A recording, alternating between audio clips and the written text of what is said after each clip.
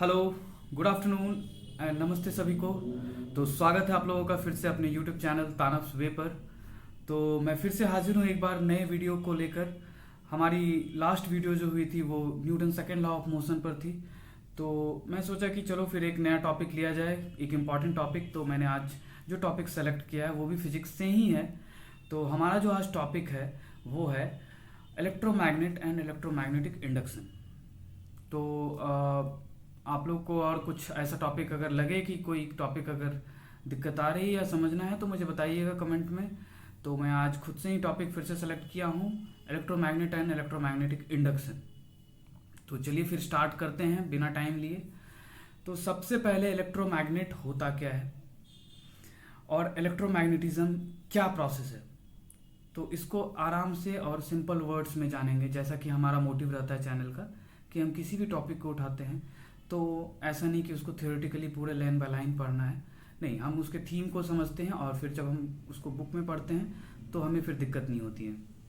तो सबसे पहले इलेक्ट्रोमैग्नेट होता क्या है, इसको समझने से पहले हम समझेंगे कि एक मैग्नेट कैसे, कितने तरीके से हम आर्टिफिशियली बना सकते हैं।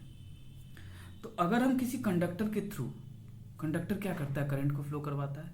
तो अगर किसी कंडक्टर के थ्रू हम अगर करंट को फ्लो करवाते हैं तो जितनी देर हम उसमें करंट को फ्लो करवाएंगे तो वो कंडक्टर उतनी देर एक मैग्नेट की तरह वर्क करेगा और उसमें मैग्नेटिक प्रॉपर्टी होंगे। मतलब कोई भी अगर मैग्नेटिक मटेरियल जैसे आयरन का नेल आप उसके पास लेके आओ तो वो कंडक्टर उसको अट्रैक्ट करेगा।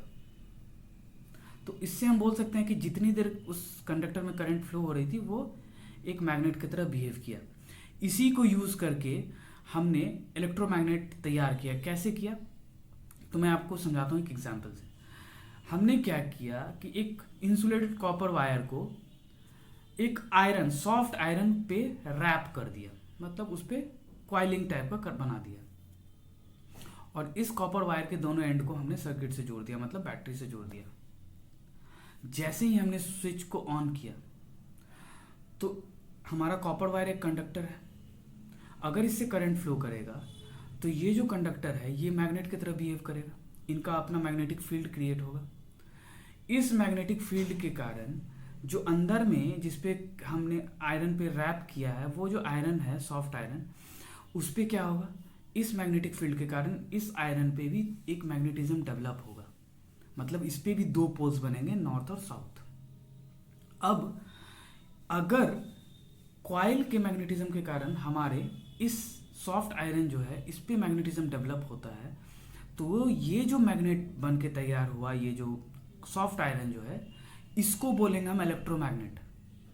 और ये इंटायर प्रोसेस जो चल रहा है जिसमें कि मैग्नेटिक फील्ड इंड्यूस्ड हुआ इस पे, सॉफ्ट आयरन पे, इस इंटायर प्रोसेस को बोलते हैं इलेक्ट्रोमैग्नेटिक इंडक्शन। यहाँ इलेक्ट्रो और मैग्नेटिक ये टर्म क्यों आए, क्योंकि अल्टीमेटली हमने मैग्नेटिज्म क्रिएट कैसे किया, हमारे इलेक्ट्रिसिटी से। और इलेक्ट्रिसिटी का हेल्प लेके हमने सबसे पहले कॉइल में मैग्नेटिज्म डेवलप करवाया और उस कॉइल के मैग्नेटिज्म से इस सॉफ्ट आयरन पे एक इंड्यूस्ड हुआ मैग्नेटिज्म। तो हमारा ये जो सॉफ्ट आयरन है ये कुछ टाइम के लिए, जब तक कि उस कॉइल में करंट फ्लो करते रहेगा उस टाइम तक ये जो सॉफ्ट आयरन है जिस पे हमने रैप किया था ये मैग्नेट की तरह बिहेव करेगा और ये आयरन नेल को अट्रैक्ट करेगा दूसरे आयरन नेल को। तो ये यूज, और ये बहुत ही स्ट्रांग बनेगा क्योंकि जो कॉपर वायर है उसके थ्रू जो मैग्नेटिज्म डेवलप हुआ है वो काफ़ी स्ट्रांग होता है। तो इसका मतलब है कि हम इसका यूज़ करके काफ़ी अपने रियल टाइम में इसको यूज़ कर सकते हैं इस इलेक्ट्रोमैग्नेट का, और डे टू डे लाइफ में हम इसको ला सकते हैं। तो इस तरह हम इलेक्ट्रोमैग्नेट को हमने एक तरह से आर्टिफिशियली इसको प्रोसेस्ड किया और उसका यूज़ किया। So this was all about electromagnet and electromagnetic induction. तो आज यहीं तक रखते हैं, मिलते हैं फिर नेक्स्ट वीडियो में। जय हिंद।